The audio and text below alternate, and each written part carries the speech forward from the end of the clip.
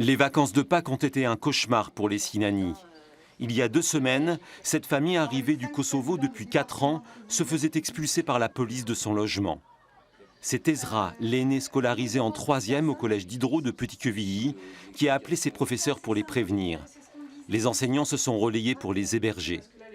Déboutés de leur demande de droit d'asile, ils ne peuvent plus être logés. L'État ne prévoit rien derrière.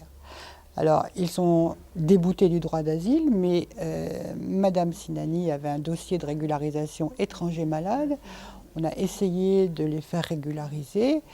Les enfants sont scolarisés, ont de très bons résultats, sont très bien intégrés.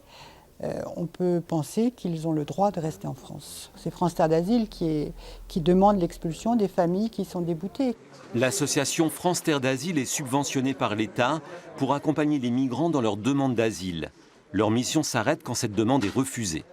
Les familles qui sont expulsées, en fait, parce qu'elles n'ont pas voulu sortir avant que la mise en œuvre d'un référé soit appliquée par les services de la préfecture.